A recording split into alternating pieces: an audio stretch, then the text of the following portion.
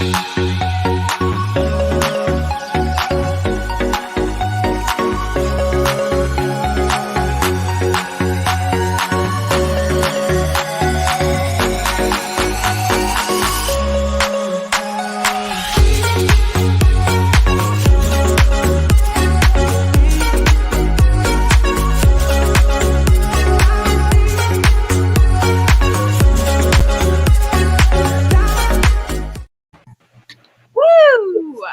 Yay!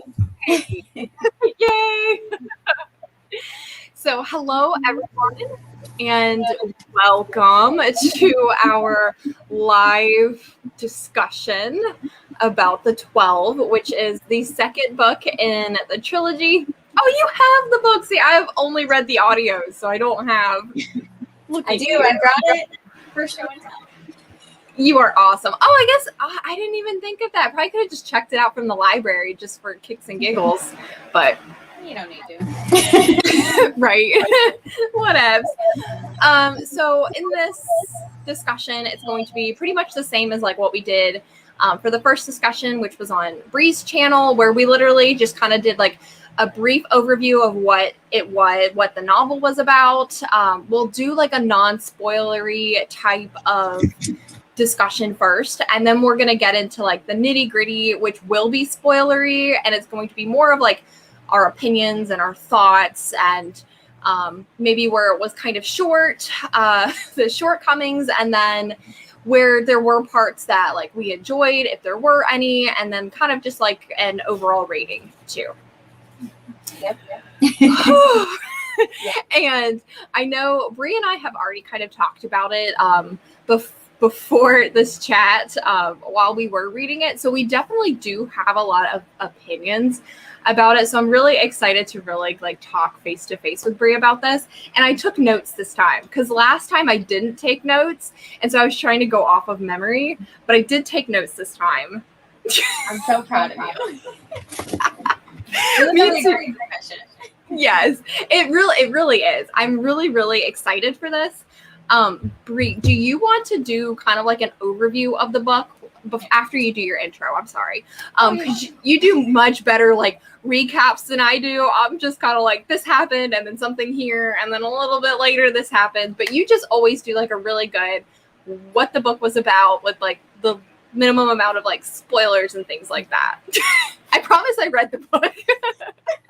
Okay, well, hi, I'm Bree Bonomo, if you don't know me. I do AuthorTube videos and sometimes a mixture of other things. And I do have a playlist for the book club picks, which I feel like eventually we're gonna have to name our book club. But I do have a playlist for it. So the first one is in that playlist and now this one, and then the third one will be there too. But I did come prepared to do this intro for it. However, I did cheat a little bit and go off of Goodreads. It's fair. I kind of Wikipedia'd it's some of it too. So The 12 by Justin Cronin is the second book in the Passage trilogy. So The Passage was book 1. This is book 2. And in a similar format to the first book, this follows two different timelines where we're one in present day and the second one is 100 years in the future. And in the present day, there is a vampiric kind of outbreak where it's starting to like run amok. And there is this city where these people are in that are kind of like they're kind of cornering people and trying to turn them into vampires for more immortality. And in the future, they are, it's already after the fact where like salvation is kind of like in danger and they're trying to figure out how the vampires are evolving and trying to figure out if they can stop them. Yeah. Yes. So I'm proud of myself. Yes, considering there's a lot of timelines and there is a lot that goes on in the book, like present and future, you did a fabulous job. Much better than what I would have done. Thanks. Sorry, I'm pulling up my notes. Give me one second. I'm going to take a sip of wine because I'm going to need it. Yes, girl, I had to pull in the big guns because I mean, this is a pretty big wine glass. yes. Oh yeah. I It's love half the bottle sim ones. My God. Yeah, I bought like one of the big bottles because I was like, I don't know how much I'm gonna need, but I feel like I'm gonna need a lot. Feel that. So do you want to do like what we would rate the book and then kind of our take on it? Sure. Okay, the non-spoiler. Okay, non-spoilers. Do you want to put do you have like a caption just so people, if anyone's popping in? Sure. That way, I'm just to be kinder to people in case they're strolling in later or watching this down the road. Yeah, true. I guess I can do. Hang on, sorry. No, I trust you. oh boy. The trust is misplaced. Yeah. Right. It's probably not really creative, but Yeah. it's all we need, really. At least it's spelled right. Right? Actually, I like it when it scrolls across the bottom because it takes our name away. Let me do it like that. There we go. And hi, Barb. Barb, hello. Barb was watching a movie, to my knowledge. Do what? She was watching a movie. Oh, perfect title. Thanks, Barb. Yes. Okay. So my rating and some non-spoiler points. So my rating is going to be a 1 star. / I didn't finish the book. That's fair. Fair. I hated this book, and it's so disheartening. So I think there's a couple of things that didn't work for me that I can kind of say without getting into spoilers. The first one is that they both books, like the first book, The Passage, and the 12, follow a very similar format where you're going back and forth between timelines and you're building pieces together. However, in the 12, I feel like the back and forth, like, because they didn't really do, it was kind of more of like a pretty linear in the first book where like you got hints of how things might connect, and in this book it was much more back and forth, and it confused me a lot. I had a lot of issues trying to follow the timeline, and I won't lie, I until I read the Goodreads description didn't know there was 2 timelines. So I read the entire book thinking it was 100 years in the future. But to be fair, it didn't specify in the book, like when it would do the time. In the second one, when you would jump forward, it was very clear, like 98 AV, and then they would either complete a chapter and then go back to present day and make sure you knew when you would go back and forth. So yeah, I didn't mean to interrupt, but I did want to say I definitely agree. It was very messy with the time jumps. Yeah. Yeah. And I think that just really threw me off. And then because like I was getting confused, sometimes I would just lose interest in the story. And that really hindered my experience. And then the other point that I would definitely make is that I felt like the author was so clever in the beginning, like the first book in The Passage, of like, even though he was sometimes long-winded and drawn out, like there was a lot of good details in The Passage that eventually when things started connecting together and you got through the timeline, you were like, oh my God, like this is how this person connected to this person, and this is what was going on for here. Whereas this book, I felt really missed the mark with the slow pacing and the details, because like I know purple prose is like the phrase that you would use to like those long-winded descriptions, and it got tedious. It just was like, I don't give a shit about what color the sunset was, just get me to the vampires. The inky sky, like I don't care. Yes, sunset's a sunset. Like you've seen one, you've seen them all. Yeah. And then I think my last point before Autumn, you want to chime in, is just I felt very misleaded from the beginning, where I thought we were getting a book following the 12, which is a slight spoiler for book 1, but it's the original group of vampires. So I think like I felt like we were going to be following them, or at least people hunting them down or something around the 12. Yes. And I don't know. I mean, I got 60% of the book and nothing of that sort happened. So Yes. Autumn, you can confirm. It sounds like you are confirming. So yeah, I like legit nodded the whole time because you were hitting everything nail on the head. Yeah, it just never went anywhere, and I was like, how like, there's just so many things I wanted out of this book, and I'll save some of those for the spoiler section, but there's so many things I wanted that never delivered. They just never came up, and it just baffled me to how this is a sequel. Yes.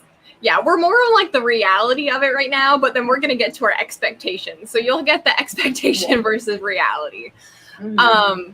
But everything that Bree said, I 100% agree with. I probably would give it more of a 3, where it was something, if I went in not expecting it to follow like the 12 and what we were expecting, if I went into it knowing we're going to get more of like a backstory, sort of like a long-winded backstory of the characters that are going to be important, and the characters that we followed from book 1, kind of their origins or the origins of like a couple of those characters, I think it would have made more sense and I would have enjoyed it a little bit more.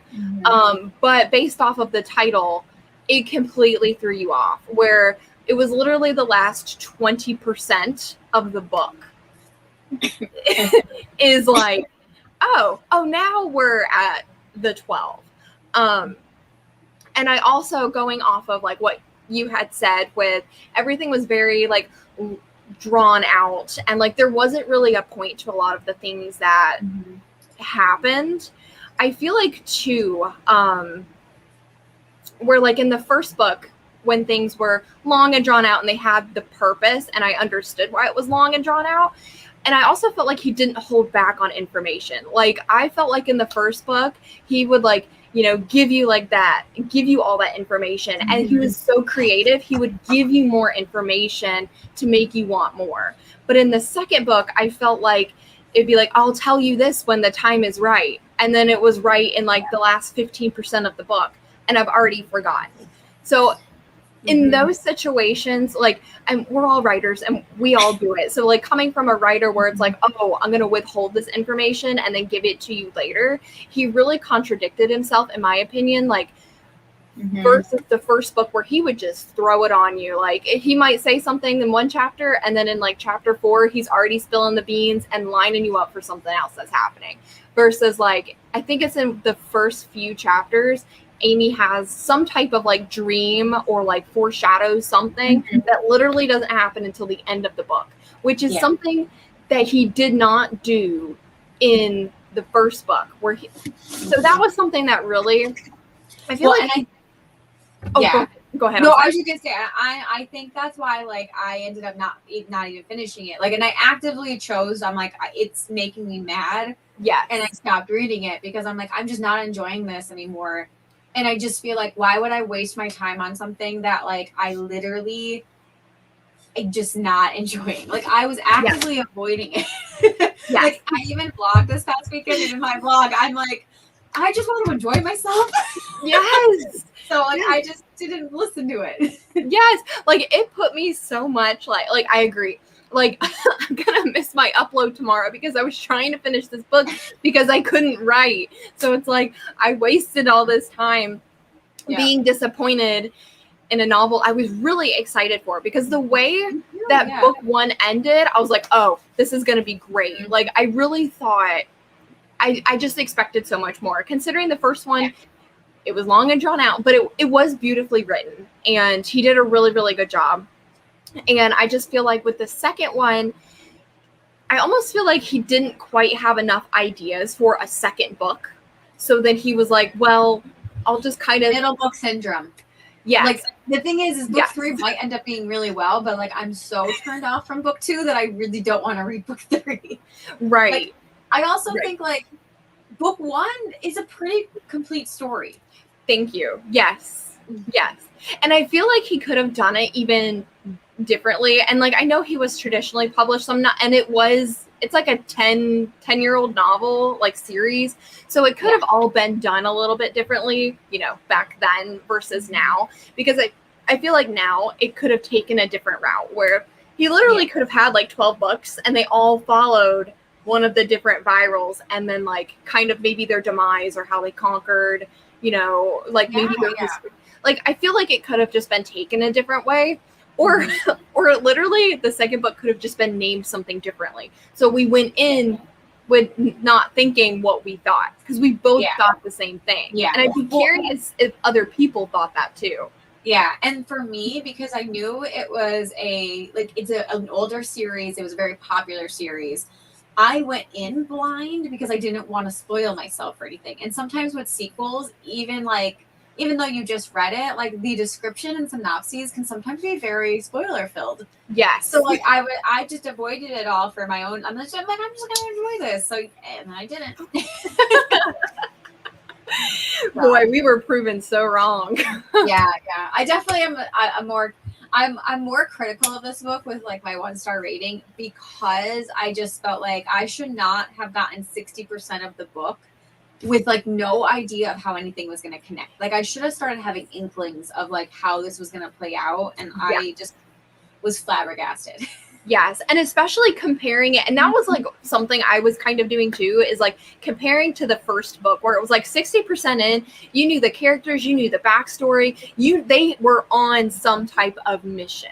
Where I just felt like in this one, because there was so much jumping around and you didn't know exactly when you were jumping around.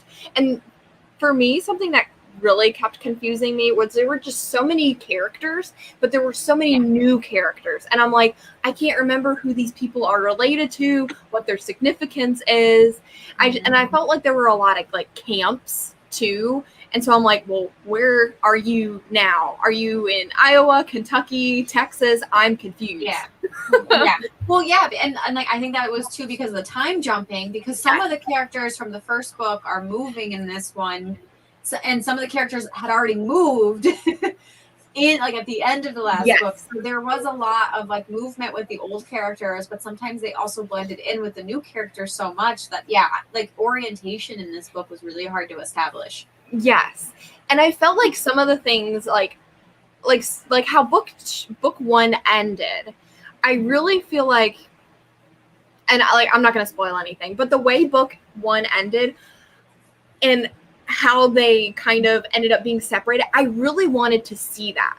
I really wanted to see, you know, the takeover, the separation, some of the characters, you know, losing their lives. And I really wanted to like witness that versus not just being told, oh, this is what happened and deal with it.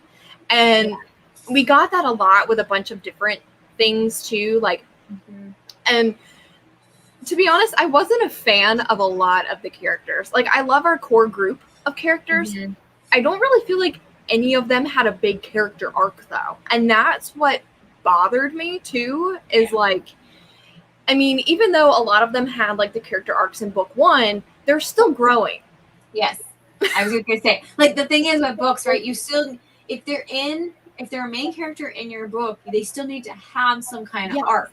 And if your character no longer has an arc, that's fine, but they're probably not the main character anymore then. Like, you need to give the spotlight to characters who can grow with the story.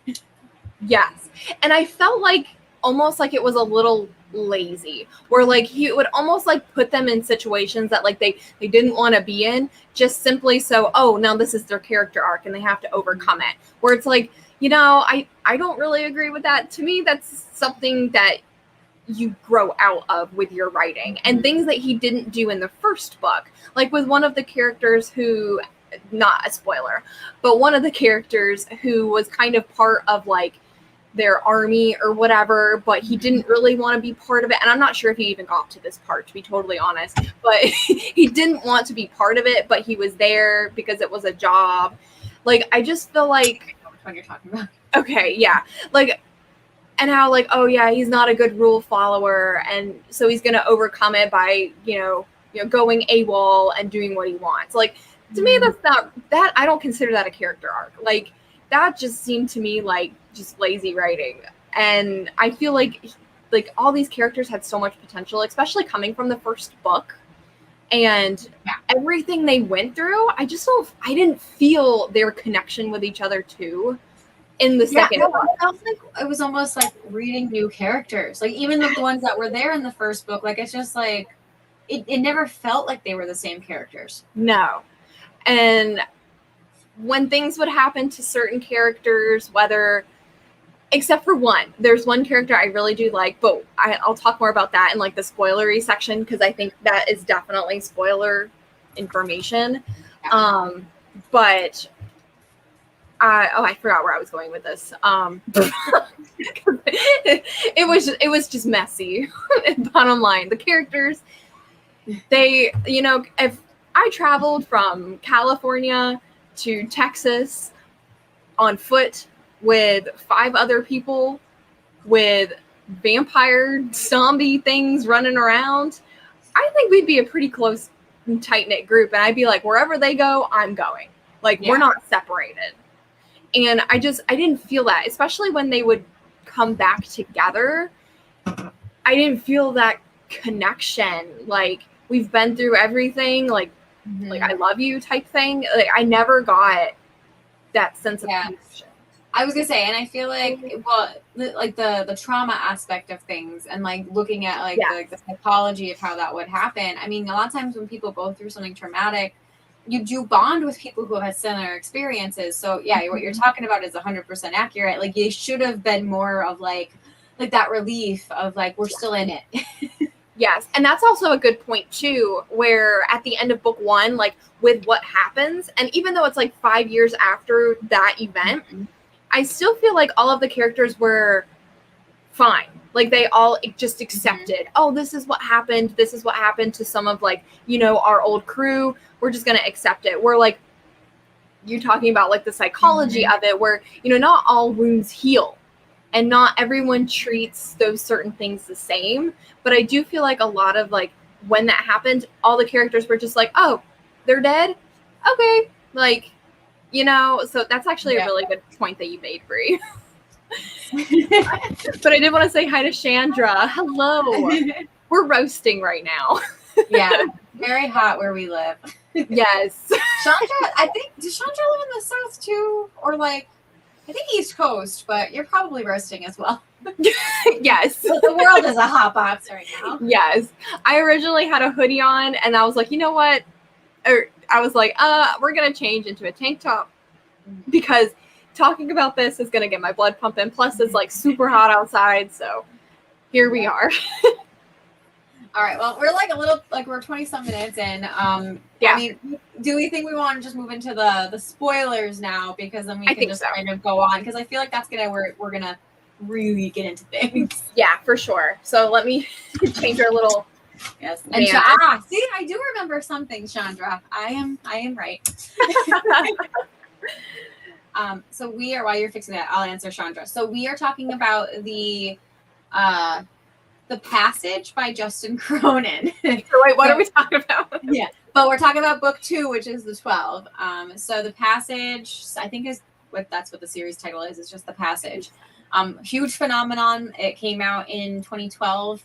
And this book came out, I think, like 3 years after, I want to say. I think so. I want to say it was 2015, maybe 2014. I'll look it up while you're talking. One of them, I think, was pretty close to the other. I just can't remember which way it went. I think it was books 2 and 3 that were closer. Wait, I have it up still. Duh. Oh. Yeah. Wait, so Passage was... I was right. Okay, so this was the 2012. Passage was 2010. Okay. Okay. My bad. Yeah, this was 2012. So we are looking at this book being almost like 10 years old at this point, and there was a failed TV show. It got 1 season. I never watched it. No, it's a complicated book. I feel like they would never be able to make it into a good enough series. Agreed. And then especially like, because they only ever did book 1, and they never tried, book 2 or book 3. And I wouldn't even want to even go down that road, which is probably why they didn't. Because it was just messy. Yeah. All right, so we are going to get into spoilers now. Obviously, if you don't care, we're more than happy to spoil the book for you. And neither of us really liked it. If you're just tuning in, Yes, but I didn't finish it. I didn't like it that much. So I finished it, but I didn't read like the epilogue. I was done. I was like, it's fine. I'm sure it's not important. Yep. All right. So the burning question that I have for Autumn, that is spoilers. So again, spoiler is on the screen. You've been warned. Here we go. At the end of book 1, I felt like we were promised the rest of the world. Like that we would get how the rest of the world was happening. Isn't that what it said? Yeah. Did it not happen at all? Okay. So the only thing that I got, like, no, nothing about the rest of the world. No. Let me just go ahead and say no. But the only thing I got was Michael and Peter were going, and I don't even remember if they ended up going on this boat, but I think it was like the first meeting that Michael and Peter had with each other after like 5 years or whatever. And they go to like one of the docks and they're like, oh, there's a boat here or something like that. It was so cheesy of like, and that's another thing is I really was, yeah, it was like something like that. And then they like I think they got on the boat. From what I remember, they got on the boat and like rode around like the port or whatever. And I think that's gonna I think that's supposed to spark book 3. But because it was like literally a paragraph, I'm like, wait, I might have gotten to that part. Like I said, I mean, I got 60%. I did get the most of the book read in comparison to percentiles. Yes. On to 1.8. It wasn't good. But okay, so this is the thing. Like, I do read audiobook. I listen to audiobooks pretty fast in general. So like, I did have it at 2, but I was having a hard time hearing it, and 1.8 was fine. So like, I was listening to the book at 1.8. But the fact that I couldn't get through it at 1.8 is like a red flag to me. Yes. Yeah. Okay. And then also, well, hang on. I just want to acknowledge Chandra's comment. Yeah. Great. You're fine. Keep not caring about it. Yeah. Or read book 1. Book 1 was so solid. I just don't think the rest of the series is worth it. Agreed. But okay, so something else that really, really bothered me, and this was actually more of like the narrator of the audiobook. So how was it in book 1 for Alicia? It was leash, and then for book 2, he kept calling her Lish. And You're right. I didn't. It bothered me. That, I guess. It bothered me so much, and I was like, "It's literally the same person. How are you not getting this right?" So every time, and I actually really like Alicia. Honestly, she's probably my favorite character. And what she went, I was gonna say most relatable because I feel like out of all of them, like the trauma effect was the most on her, and like that was relatively well done. Yes, she's the only one. Even though like what happened with her and Sir, I don't even know if you got to that point. But spoiler section, ma'am. She gets captured and like stuff. She gets abused, and I don't like those things are very touchy subjects, just in general. I have a point off because that's gonna be my next point. Okay, and I was gonna say, and I don't like that, so I had to skip through because there's something with me, and like it's a limit, and when I can't read that kind of stuff. So I had to skip it, but that was another type of trauma that she went through, and I did get there. Okay, and kind of towards the end, I do think the way that she very much isolated herself from everybody after all of the events that happened to her, and I do feel like that's a very relatable thing because she was what happened to her. But so what do you got to say? Okay, so my point is, so I know that like realistically, if we ever got to a point where the world was like actually in anarchy, in collapse, in chaos, there are bad people out there who will do really bad things to other people just because there's no law now. But I just feel like, why is every other colony in this book like a bunch of rapists and pedophiles and disgusting people? Like, every other colony other than our core group. It's like baffling. And I'm like, that can't be realistic. Like, we can't have that many scumbags in the world. Like, Right. There's good people out there. Yes. And I agree. And that was something that I had thought of too, is I'm like, I don't understand how this one small colony of 62 people out in California were totally fine. Like, they were teaching in school, they had nurses, they had doctors, they had like everything. They knew when to turn the lights on. They had people that did the monitors, but then it's like everybody else is just like, it's like a concentration camp. Mad Max kind of. Yeah. Like, everyone for themselves. Yes. And so like the only thing I was really trying to think about this, because like that was something that really bothered me, is I was like, yes, it's 100 years in the future where these people now knew nothing of the world that we have today. So I can give them that. The only thing I can think of is maybe, I'm going to say it anyways, but I think it just answered my own question, because it was something I was thinking about, is maybe because of like the 12 and they were inmates, and you know how they can kind of share like the telepathic type of thing. Bond, yeah. Where some of them were run by like the familiars, but because the 12 were inmates and they were, on death row. Do you remember like that the Vine where the woman's walking down the street and she's like, and they were roommates. And the guy's like, oh my God, they were roommates. And I just picture you going like, and they were inmates. I love it. Sorry, so I didn't mean to interrupt, but I just couldn't get it out of my head. You're good. Thank you so much for sharing.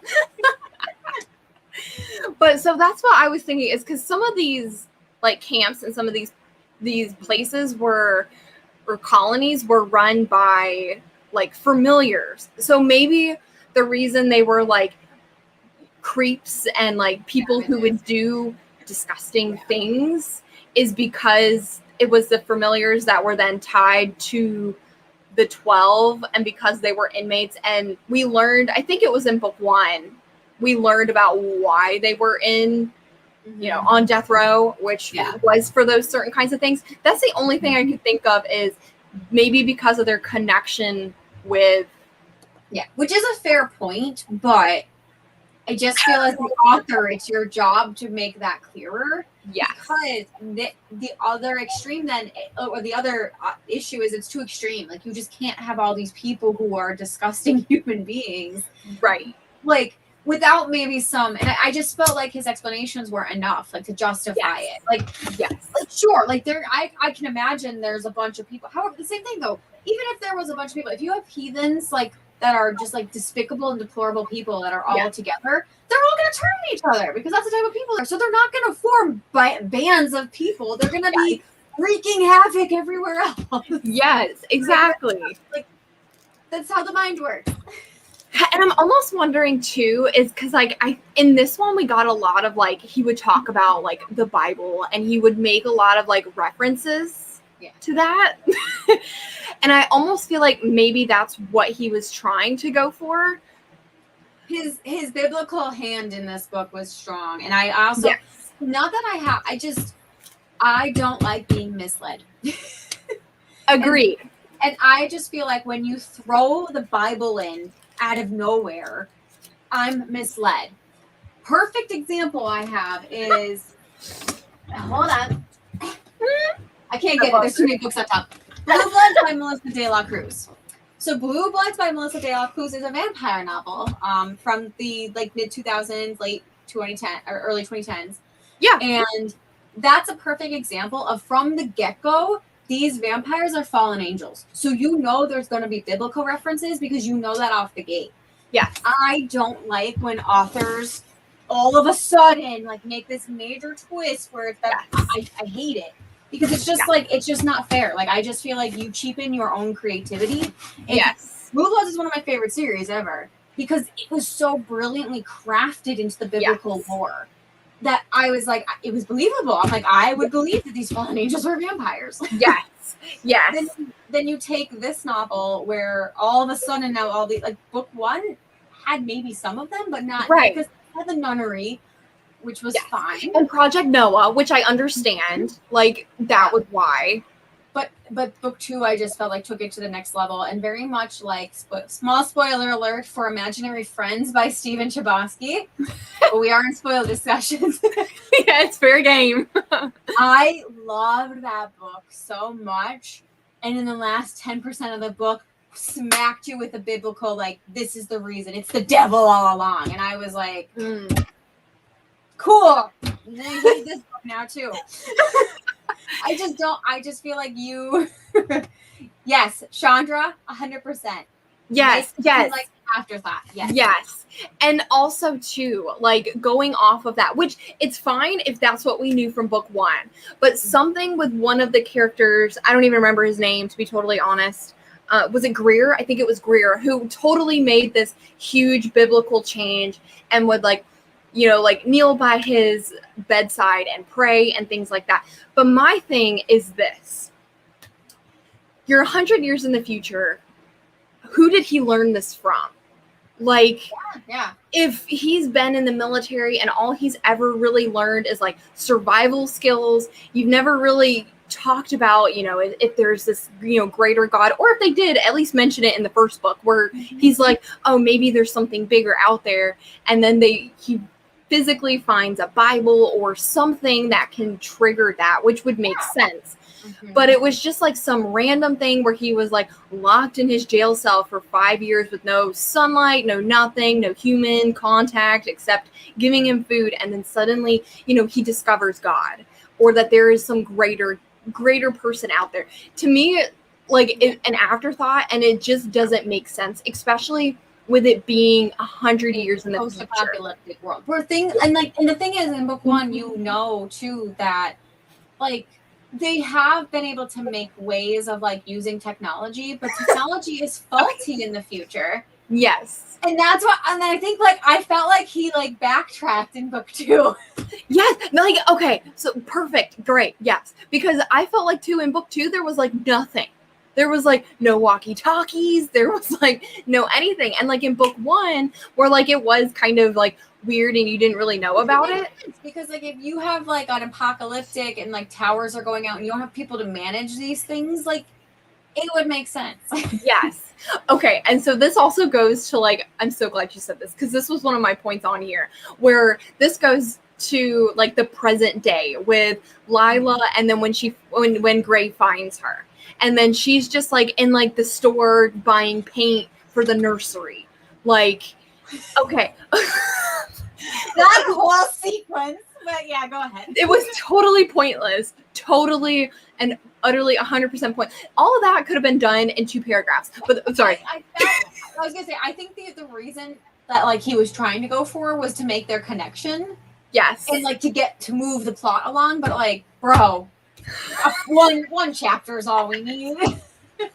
Yes. Well, and I know you didn't get to the end, and this is definitely a spoiler, but the ending, and like, okay, so what happens magically, Lila, after 100 years of being like half viral, being able to like control the virals and being, basically like psycho for 100 years, something happens. It's just like a click and she's totally normal. So then she goes where they had been keeping Gray, because like he was obviously a familiar to, I think it was Zero. I think he's a familiar for Zero.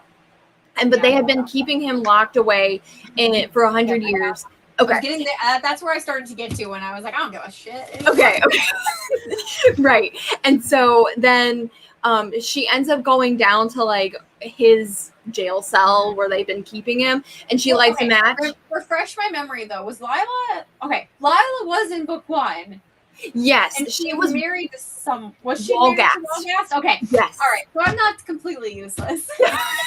No, you're good. Well, and like it was messy. It's so messy because it's hard to keep these people straight. So it's totally understandable. Yeah. But she was the one that I guess was like pretty much get pregnant or something, and then she like slept with someone else or whatever. Was that? Yeah, it was like the same person. Yeah, and then she ended up having the daughter. She was painting the nursery for her child with her second husband, which was like also the other doctor, which that's a whole other thing I would like to talk about too, which has to do with the technology thing that we were supposed to talk about 5 minutes ago. I know. That's why I figured we'll have enough time to like talk about this because we'll go off. Yes. And thank you for keeping us on track because we would have just kept going. But we needed to get to the spoiler section because we were like so close to spoiling. And by we, I mean me. I almost did a couple times. But then basically like, okay, so Lila goes and finds Gray and they have like they did have a connection. And like, I understand 100 years of being with somebody, regardless of anything that happens, yes, you have a connection with them. But it was really disappointing because then Lila, after 100 years of being crazy from like the beginning, she snaps into it. She's fine. She goes, finds Gray. She lights a match and then just like explodes the whole building and they die. What? So I'm like, so at the end, yes, and that wasn't the very end, but it was like the end of them. The end of them. What was her point then? To just kill her? Like, so it was so. It was like it was. He wanted it to be a character arc, which to me it was a very weak character arc. Like you had her going in this direction, which was fine. Buy it 100%, but don't do it. If you're gonna kill, because I have experience with killing characters, and the thing is with killing characters is it's a fine line you have to walk because like when you start getting attached to characters, like their death has to mean something. One of the reasons, again, okay, spoiler for Divergent now. One of the reasons that I hated after I really didn't like Divergent, the series as a whole went down the drain for me. And not just because it's fun to hate on it, because I really think the rating became very poor. And in the last book, and what is it called? Allegiant, she kills the main character, but like I don't think it was warranted. There's just so like she tried to kill the main character for like a redemption arc for another character. And it doesn't work because there was other ways around it that made more sense. And what you're just saying the same thing. Like you can't get attached to a character for 2 books and then just kill them off probably because you have too many characters. Like why? Like it doesn't really seem. I think it was probably just because at that point she finished her arc and the easiest way to get rid of her was to kill her. And that's exactly how I haven't read Divergent, but what you're explaining is literally how I felt. No. I was never going to read it because I heard it was trash. So I heard it was like a rip from the Hunger Games, and I love the Hunger Games. And I'm like, we are not even going down that road. Mm-hmm. Oh my God. So I could have thought of a million different ways to change it. And honestly too, like it could have been an interesting way to have her brother work for his redemption because he in Divergent, like he does hurt his sister quite a bit. Yeah. And like, you could have had more complexity. Like you don't have to close every hole in a book for it to be complete. And I felt like that's what she tried to do when she tried to make like a statement about like being a martyr and like giving, but it fell so flat to me. Yeah. I get it. No, for sure. And like you said, like with the killing the characters, like it is a fine line. And like, if it makes sense and like it's believable or something like in that realm, I can buy it 100%. But for just to kill them for the sake of killing them, it's just it's messy. And I was gonna say, and I don't know. I mean, even with the 60% that I read, I didn't really feel like Lila added much because they were using her blood. I think that was her purpose as they were testing her. I believe at some point. Yeah. And I think like too, like kind of like towards the end of it is from my understanding, it was, they were using Gray's blood and then Lila was like able to like control the virals. So she could like basically like dogs, like sick them on people. And then they would take the people into like those colonies. But then like they were building these colonies of like 70,000 plus people. So then the 12 could return and then that would be like their gift to the 12. Yeah. But it was never explained that's what was happening. Yeah. Yeah. And that's going back and forth between everything. And like, So, oh, wait, hang on. Before I forget, the technology thing. The technology thing. Technology. Okay. So, what I wanted to say 10 minutes ago, and completely got derailed. I went somewhere else. So, for me, with the whole technology thing, present day, like with Lila and all of this, one thing that really bothered me is I think they were in, and this was like towards the beginning of the book, and, or no, I think it was with one of those original people that had such minor roles, but yet they got 60% of the book. I don't even understand why that even was a thing, but okay. So my thing is, it just seemed like with Lila and Gray, there was like no cell phones, no nothing, no technology, but there was somewhere where they were on like a railway, or they were at like some type of like bus stop, and there was a lady who had made a phone call to like her husband and 2 children, who then like arrived to get on the bus that the bus driver was driving for them to continue on to go somewhere else. So for me, that really confused me, because I was like, okay, well, I thought like when we were meeting Lila and Gray, it was just a few months after the events of like them getting out, the 12 leaving the laboratory. So present day. Yeah, that was my understanding. So like, I would think, if everything hit the fan tomorrow and the whole world went to chaos, we would still have cell towers for a good while, or ways to interact with people. And I just felt like it was he couldn't line that up. Like it was never really clear, like with the whole technology and the whole cell phone and the whole radio type thing. And that could be maybe like due to the times. I mean, granted though, in 2010, like the sky was the limit, because like Facebook was just like, I think Facebook started getting big because that's when I got Facebook. So 2008, 2009, 2010, Facebook was really starting to take off. Yes. And up until this point, like we had the internet for 20 years. Right. So like, and you could already see like in 2010, like, I'm a great example of, I'm a cusp baby where I experienced before internet really took off. Like I had like 10 years of like, I'd never had a cell phone until I was like 15, and we had dial-up modem. Like, yes, you know what I mean? So like I experienced both sides of things, but even I can recognize in 2010, like the internet was gonna things were changing so rapidly, right? At a pace where like it would almost outgrow us. Yeah. So like I just feel like even if you were basing it in modern times, like I feel like you should have just taken the time to kind of really think about how technology was, and like how like and like you said, like plan out. I do think that was like a weak plot point, like a world building. Like I feel like that was the weak world building, because even writing urban fantasies in our world, or fantasies set in our world, like you need to world build stuff like that into it to make it make sense. Yes, agreed. And then since we were talking about like the present day people, so they got a huge chunk of like the first part of the novel, where really the only thing that like even mattered in my mind out of like that group of people was like eventually Alicia Donadio. Yeah. Like, because that 18-year-old girl is like her great grandmother or something like that. Like she is a relative to these people. And so I was like, so we literally got all of this nonsense in like the first chunk of the book to just know that they were related.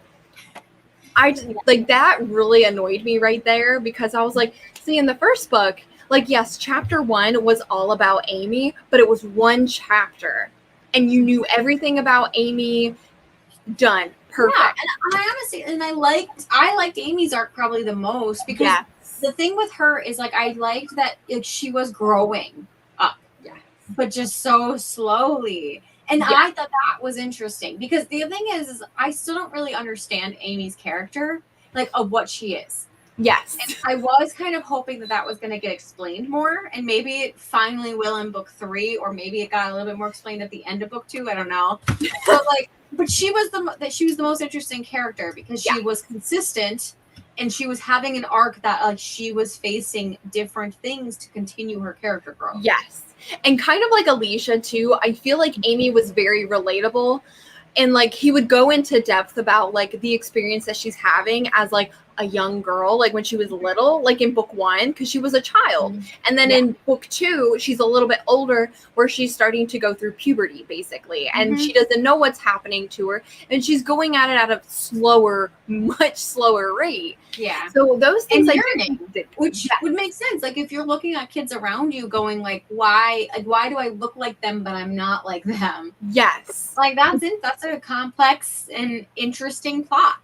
Yes, and for her to have to like I would have liked to have seen more of like her internal struggle with that, to be like, well, like you said, well, why do they look like this but me like this?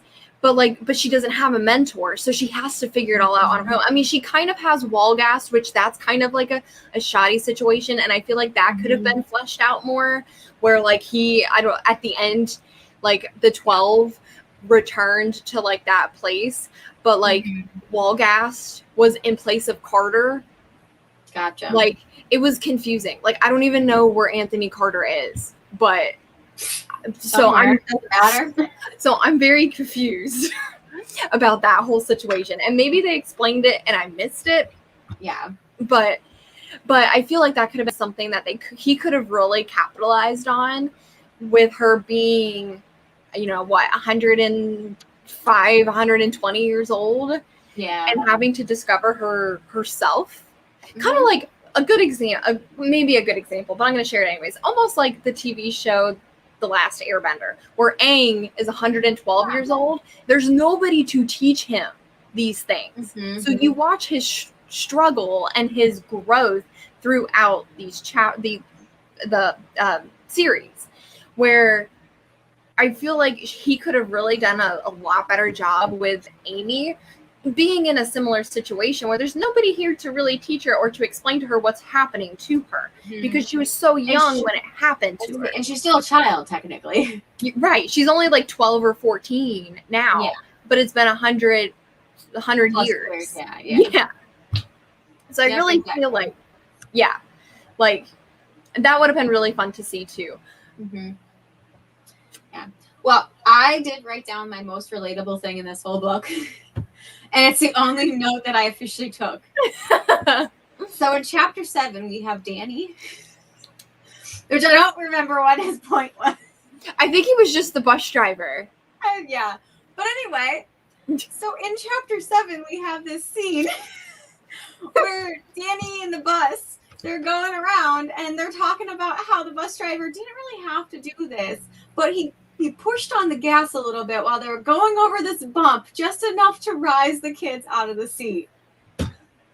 And that was the most relatable thing, because I did that as a kid. we would tell our bus driver we wanted to take the long way home. And if we were good, the long way home meant that like we had a hill, because it was on the hill, and he would gun it and you would get air. And it was like our goal, can we touch the ceiling? That is really funny. Yeah, so that was my favorite part of the book. Because that was the most relatable thing to me ever. I'm like, yes, someone gets it. Like just reliving that childhood high of like, we're gonna hit the bump today. Because you would like, so we would probably be a little bit more reckless. So we would stand in the aisle. Oh God. So I mean, totally probably illegal, but we would have the best time of our lives 20 years ago. So we would sit in the aisle and we would grip the sides of like the seats in the middle, and we would all like get ready and we would split. Because there at this point there was only like 10 of us on the bus. Like we were the last. The cool kids. Yeah, right. And he would go, and it was your job. Like you had to hit it just right, because if you jumped at the same time, you would just get such air. Oh my gosh. So like I have literally toppled over seats before, because like I would get, because I'm a tiny person and I was even you get a lot of air, and I would get way too much air, and I'd be like in the next seat in the next row. I love that. Oh my gosh. So that was my favorite part.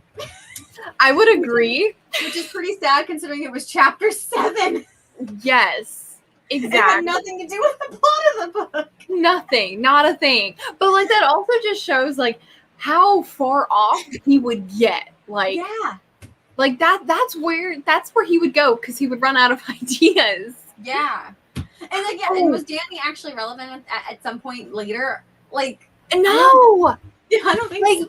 all of that. Really and truly, the only thing that was semi-important was just April conceiving the baby, which would later be the parents or the grandparents of Alicia Donadio, which is one of the main characters from the first book.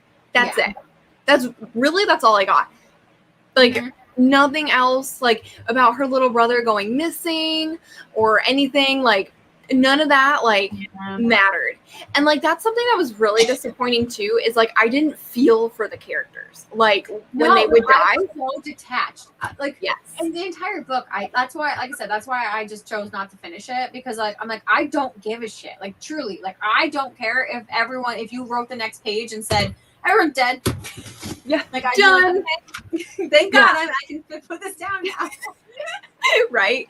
Yeah, it was very disappointing. And also, one other thing too, that they showed us where, and I guess it was supposed to be the turning point for Lila present day, when she was like at the police station, and they were kind of questioning her about like the weird events that had happened in the ER, where like someone went in and they were sick, but like obviously they were bitten and they were turning into a viral, and then they just like killed everybody that was in the ER, and like the only survivor was like Lila and maybe one other person.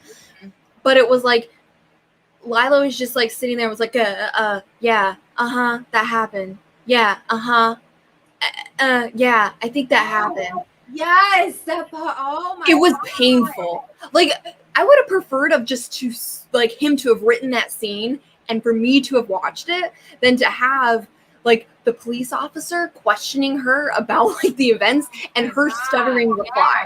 I blocked that out because that was terrible. Yeah, no, and that's exactly what I think my biggest I have a lot of problems clearly, but like I just felt like his writing almost detracted somehow. Yes. Because like you can't, it was almost like he's a one-trick pony, but he's only one because he already used all of his bag of tricks in the first book. Yes. Now it's like, shit, how do I make this new and refreshing? Let me just put shit in here that doesn't make any sense and doesn't matter. Yes. And like I feel like he was going for, like, she was so traumatized about like what had happened, she couldn't really think, which I understand. But this is a novel. I was gonna say some things don't convey in a novel. Yes.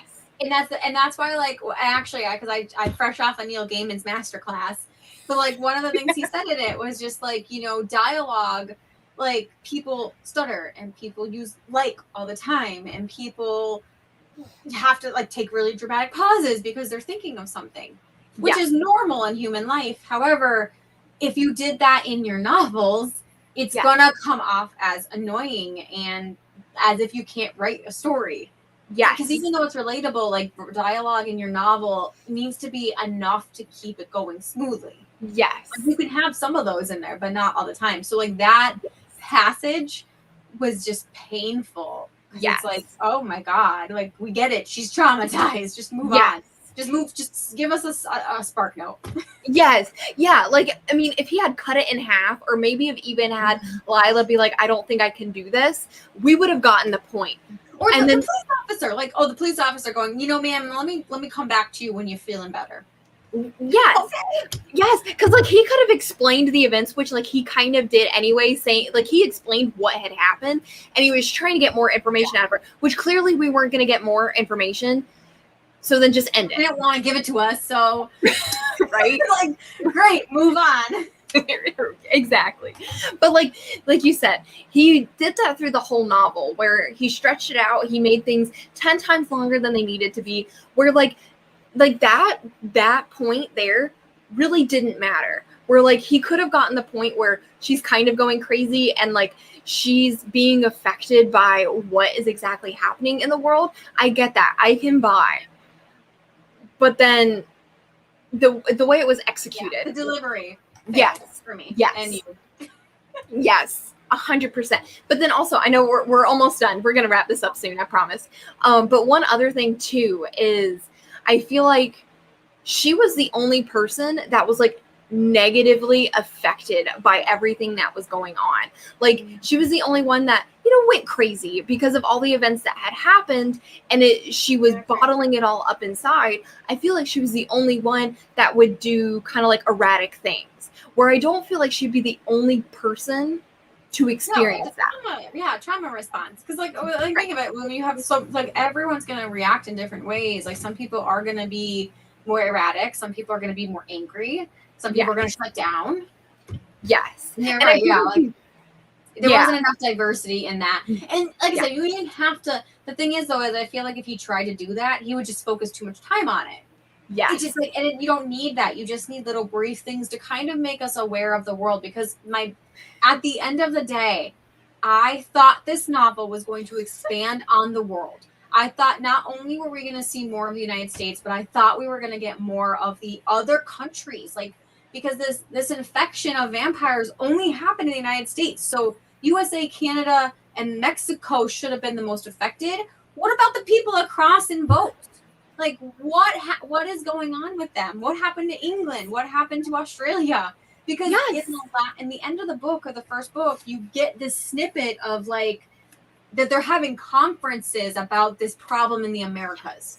Yes, it's like the Indo-Australian conference or something like that. So why are we wasting so much time on small snippets and things that don't matter, when you could expand our knowledge in the whole world by literally giving us the whole world? And he had so much potential with that too. Yes. I would have much rather him have just stayed in the future for this book. Stayed 100 years, but instead of doing the past and present, do Americas versus the world. Give me other chapters of what was happening over there. What were they planning on doing for interventions? It's been 100 years. Yeah. What have people been doing for 100 years in these other countries? Yes. And like we were saying, the first 60% of the novel, where it took place in present day, where a lot of that stuff really wasn't significant, or it could have been 1 or 2 chapters and then move on. And then where we could have figured out that prologue. Yeah. Should have been a prologue. Yes. And then Alicia being related to April, which I figured because of their names being so close together. I was like, she's got to be related to somebody because they keep focusing on her. But I feel like that could have been something that Alicia could have done a flashback on. Be like, oh, my mom told me this is where we came from, blah, blah, blah.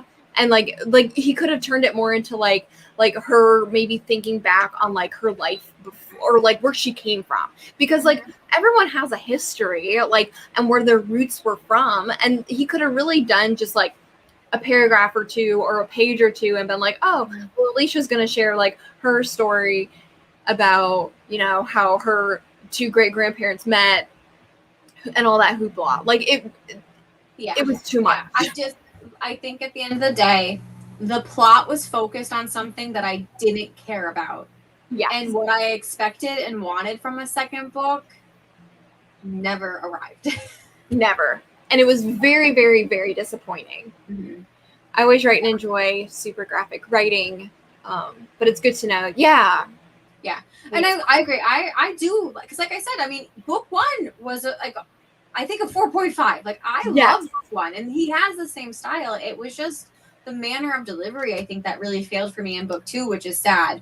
But I agree. I do think I can really enjoy super graphic writing, and both graphic as in detail and graphic as in content, because I also write some graphic scenes. I have written murder scenes. I've written uncomfortable scenes, maybe not as graphic, because I am kind of, but I've heavily implied some dark things in a lot of my writing. Yeah. And I'm fine with it, but it's just some of I actually right before I got to the 60%, there was some really heavy details of what they were doing to people, and I'm all right, we don't need this. It's just right. It's too much at this point, and you're not proving your point with it. Right. And that's something too, in the first book, I feel when they would fight the virals, and it was pretty graphic. He would give you just enough for it to make sense, but then I feel you would get a whole bunch of a whole bunch of nothing, and then you get like something where it was like too graphic, but something that we didn't really need. Something that, okay, you're graphic in like the wrong area. Like the sunset. Like I'm pretty sure he did describe like a sunset for like a paragraph, and it's just like yes. I don't care. Yes. Well, and I had noticed too because these books are so long. Like the books are so long. Right. And at one point I had noticed too, like where he would go into like these really big details and like do like these huge analogies and like similes and all this nonsense. But then he would also go like a long period of time where he wouldn't do that. That was something I had noticed too, where I'm like, okay, like now you're rambling, but you're not like giving me the same comparisons and things that you would do like in the first book, but then in other chapters. So it was very messy. And like you said, it was almost like his writing went backwards instead of forwards. Yeah. Like, and I do think it could very well be middle book syndrome, which is pretty popular when you have a series, especially if you didn't plan on it being a series. And I don't know Justin Cronin, and I don't know what his publishing deal was, and I don't know his story. So, like, I don't want to try to be unfair to him as an author, because, like, the fact that you got 3 books and it was a mega million hit, like, congrats, sir, because bravo. Yes. However, I just felt like book 3 might be better because it's going to sum everything up now and hopefully put things together. It's just, I just feel like now that we've had this middle book 3 is never going to meet my expectations because like I just felt like we lost so much potential in this book. Yes. And like one thing to like, I always compare things to the Hunger Games because it's like one of my favorite things of all time. And plus it is phenomenal. To me, all 3 books were fantastic. Book 3 was my least favorite, but that's just my personal opinion. But for me, I feel that because until I reread them, I was the same way. But now they're all 5-star books. I think they are fantastic pieces, and including Songbirds and Snakes. Oh my gosh, yes, 100 like all 5 stars. Like that woman knows how to make a statement, knows how to deliver it. Yes, and that's something too. Like in book 2, like in Catching, like just to compare, like in Catching Fire. It's funny because I was going to make a Catching Fire comparison. Yeah, okay, great. Okay, well, and this is more about the characters. Where like in book 2 in Catching Fire, you're introduced a lot of new characters. But guess what? I felt for those characters because she gave me just enough information to make me understand these characters, where they came from, and their significance of the story. And we've all read The Hunger Games. So when Finnick dies, I feel that. Like it gets me to the core. But, oh my gosh, Mad.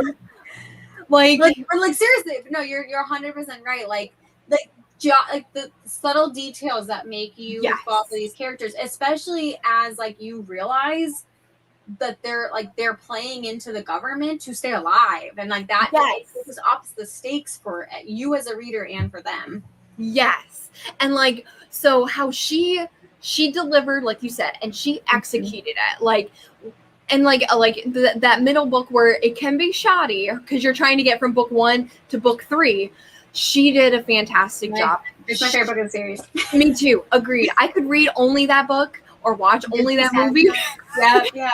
Fantastic. Beautiful. Like she's always my example of like how to do a good second book. Yes. Seriously. Because like it was perfect. Honestly, I have no complaints about that book. And it's my favorite one of the series too. Yeah. But comparing that to Justin Cronin introducing new characters that got lost in all of the details, but also characters that just didn't add to the story. Where like you spent 6 chapters explaining this person who drives this yellow school bus, and now they have no significance in the rest of the story. And it's like, I thought that he was a good character, and I thought I was going to get more of him. Later, nothing. Not a thing. He's not related to anybody. You don't even see he was just the driver. Yeah, like nothing. So it was not executed in a very good way. That was my whole point, comparing the 2 middle books in a trilogy. But yes, always. Yes, exactly. Yeah. And that's what I mean. And character, like this goes back to my character death things. It's like you can do them. They just they have to be done in a certain way that feels deserved. Because if you kill someone and it doesn't feel deserved, your readers are going to hate you. Yes. And like, and they're gonna not feel like they're not gonna feel the connection, because no matter what, like you're gonna have people who are mad that you killed a character no matter what, right? But like, and that's something that like I'm conscious of because in one of my books I have a major character death at the end of the book, but like it to me is integral to my story. Yes, and like, if I took that out, it's not gonna make sense for like what my theme and what my purpose of writing this book is for. Yeah. So I hope it comes off that way. I'm not saying that I did it well, but like that's something that I've always been conscious of. And like you said, just when you throw characters in and then you start killing them off, and you're just kind of like, I don't really care about anyone. Yeah, it doesn't work. Right. Exactly. And that can go for like any series too. I mean, we can tear, books and characters apart, making comparisons and compare and contrast them. But I felt like that was a good example of comparing, because we've all read The Hunger Games, of how beautifully done it was, and then comparing it to Justin Cronin just falling short of that. He had the potential, and I think his writing is there, but there was just too much going on. Like with book one, like I said, like, because even sometimes, and I said that in our first discussion, that book one sometimes was tedious, which is why I wouldn't give it quite a 5-star, but like I was very intrigued at how much I enjoyed it and how much I was like living for it. So like he can do it.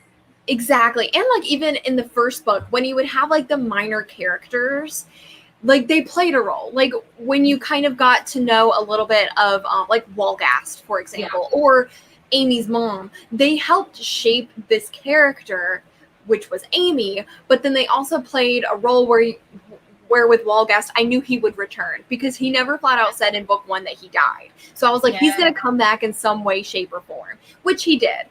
It could have been better well executed, in my opinion.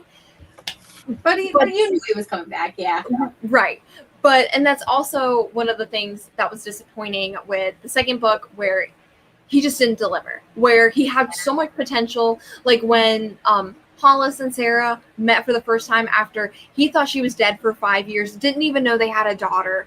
You could have made that so emotional. Or like when Amy re-met with Peter, or when she saved him kind of towards the end when someone was about to take him out. It was something like that. Not, we were kind of skirting across that, but he just really missed those key things that would have made you feel for those characters and their connection with each other. Considering they were all supposed to be connected anyways. Because that's like essentially like what the theme of, like it seemed like that was like the major theme of like how all these people over time could still be connected to things, like, you know what I mean? That's what I thought the theme was going to be. Yes. Well, and that was another thing too, is I know I promise we're about to wrap up, but with Lila, with her being introduced in the second novel, I thought she was going to run across Walgast. Yes. I definitely thought that was coming too. Never did. Because that was husband of one, right? That's who he Yes. I waited for that. Okay, so I guess it didn't happen. Never happened. No, because she blew her and then Gray. Well, Lawrence Gray up. Which, by the way, I hated that character. I hated Lawrence Gray. He was disgusting. Okay. So it's so controversial because now, and I will say, I worked in a prison. I interned in a prison. It was my first internship, and it was a minimum security prison where it had a huge pedophile population. Okay. So sex offenders who were, most of them were child sex offenders. Okay. And even though you can like talk to them and you could start to take away though, like that's the one thing that I had like when I would get home and really think about it, like I just really have a hard time like I do know that your brains are not functioning well, but it's like it's hard to humanize you because, and I do feel like he was trying to make that argument about humanizing someone. Yes. And it's true. Because the person of me who is very empathetic, like I want to understand. Yes. Because I do, in a very like textbook way, know that people's brains are different, and that it's a fine line of like teaching you how to do something early and curbing that before acting on it, which you're not going to know. Sure. But it just felt like he pushed the humanization so hard where it was like, it made me physically hate him because he would still talk and think about his crimes. Yes. That bothered me. And it was like, because we got all of that from the first book. We know, we get it. That's really why he was on death row. Yeah. Yes. Which is why I really don't want to keep like talking about this. I get it. And then it was like at the end when he was chained up, because like that's what it was, because he was a familiar for Zero and they needed his blood, because then that's how they would turn like all the people into the virals. But because he had like this big like thirst and this big hunger, they had to chain him up because he was like eating everybody. And but they were trying to keep everybody for like the 12 to come back. So they chained him up. I didn't feel bad when he got blown up. I was like, he deserved that 100 years ago. Just saying. Like, so I didn't feel that. And I don't know if he was wanting us to be like, oh, really? Nope. See ya. I would have done that 100 years ago. Like, yeah. So that was definitely, it was a very risky move trying to humanize him. Yes. And I think you just need the right audience.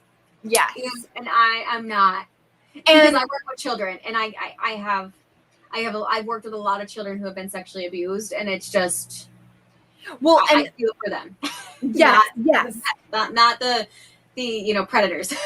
Yes. Well, and what really bothered me too is like he's got this pedophile in this novel, but then he's also preaching the Bible in it too, in the same novel. And I felt it was very controversial, where I'm like, you could have picked any other character really and truly to home in on. So I didn't like that. And that really, really, that's what bothered me through the whole thing, especially because it happened so early on in the story. Yeah. And then you kind of kept revisiting Gray being locked up in chains and things like that. And I was just like, fine by me. He should have been in chains forever. Yeah. So, hi, Diana. We were supposed to wrap up 16 minutes ago, but we got down a really, really good road. And we have a lot of opinions about this book. But yeah, I mean, so we probably should summarize and kind of like move on with what we're gonna do. So Diana, since you are late, basically the only thing you've missed is that I decided not to finish the book because I did not enjoy it. Autumn did finish it, was a little bit more generous with her rating. Not quite so star. Not quite so savage. However, I feel like, girl, hearing you, I would knock it down to a 2 if I were you, just because it does not sound like you enjoyed it that much. It was just very disappointing. Yeah. And it probably should be a 2, honestly. I mean, considering I give a lot of books like 4s because or 4.5s, because no book is perfect. And like even when I have published work, I don't expect people to give it a 5. Yeah. But it was just, it didn't meet the expectations, especially when we were thinking it was either going to follow the 12, which were the 12 original virals, or we were going to get more of like the world, which was what we were promised. Outside of the Americas. Yeah. Yes.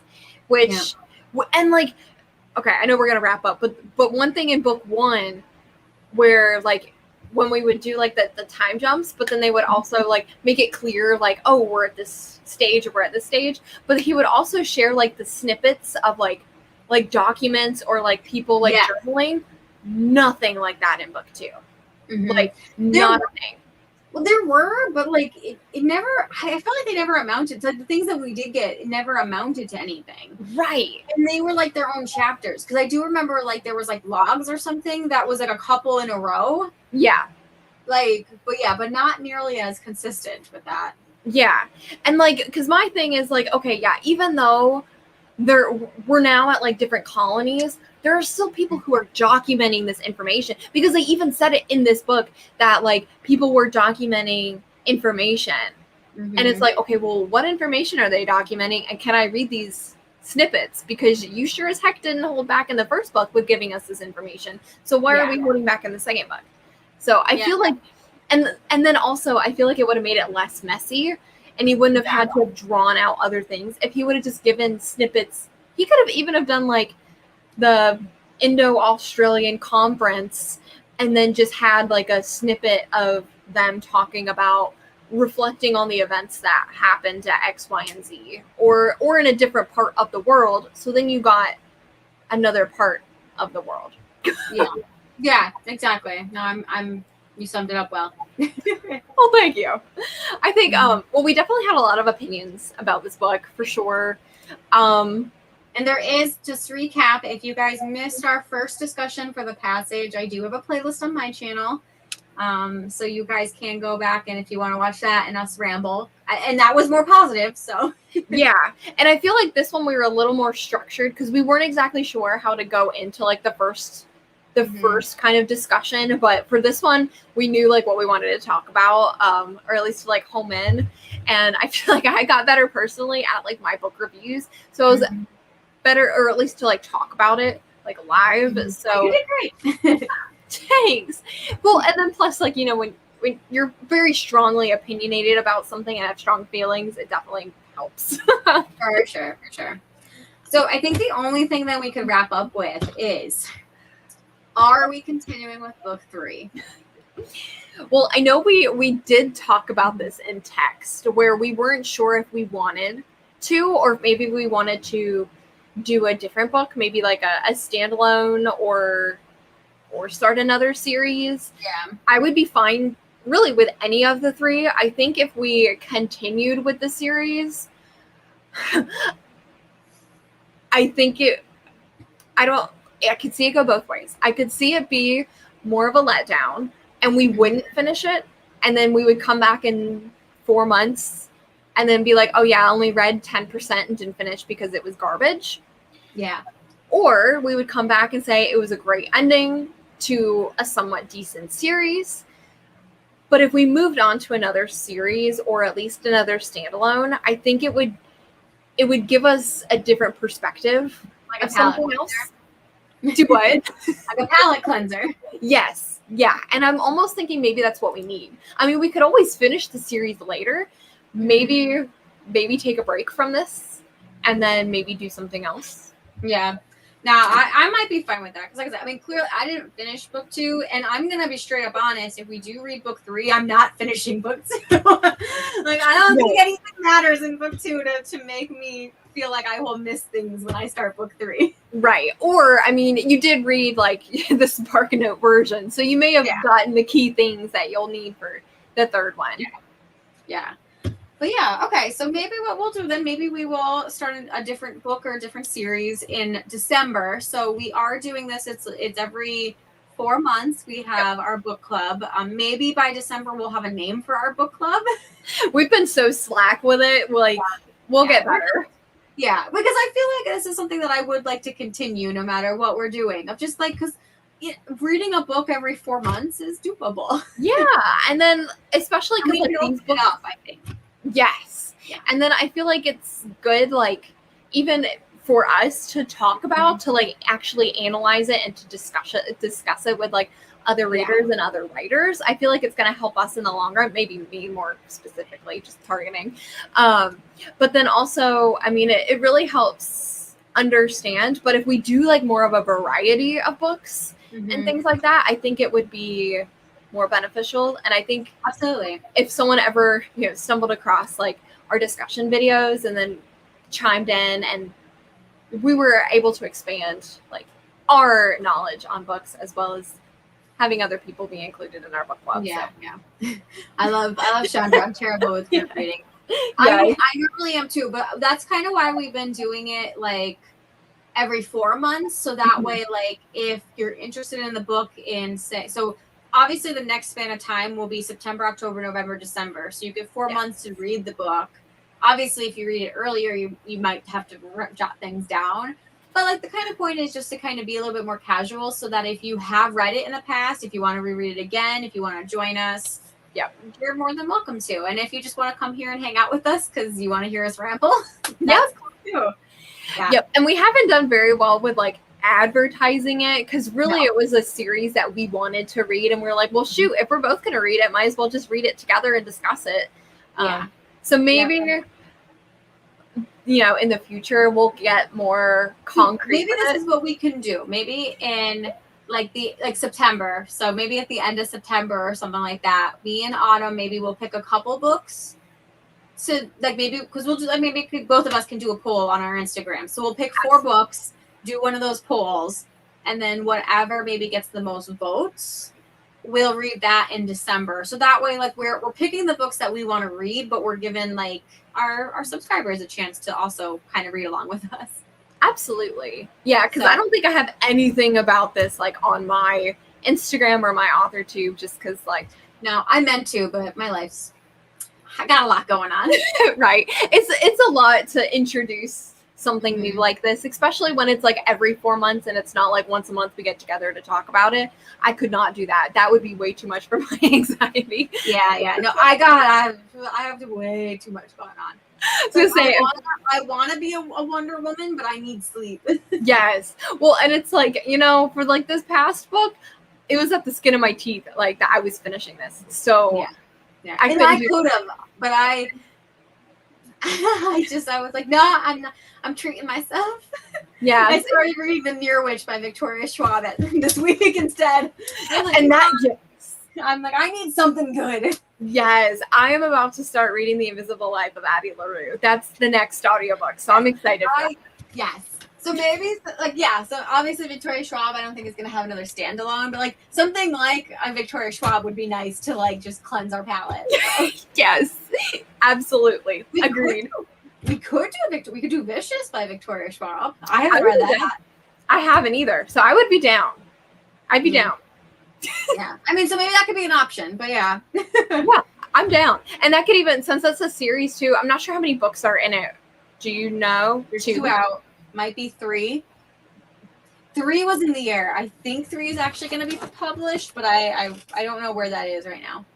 So that could always be something that we could start like in the new year too. And that could be next year's series. So like, maybe. Oh. We have tons of options. Like yeah. So we'll let you guys know. Be sure to follow us on Instagram. Neither of us have the community tab, so our poll is going to have to be over on Instagram. Yes.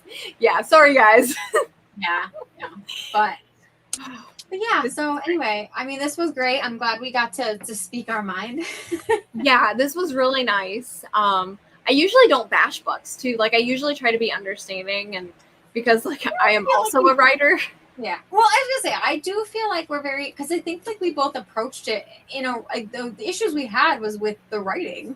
Yes, and they were valid. It wasn't just like I didn't like it and I just don't know why. Like valid points. We hit some key and we didn't even hit all of the problematic things. But we would be here for another 2 hours. Seriously, yeah. we did pretty good in the hour and a half. We did. We sure did. But this was great. Thank you to everyone who came and listened to us ramble. And thank you to everyone who also like definitely chimed in and commented. It really meant a lot. Yes. Thank you.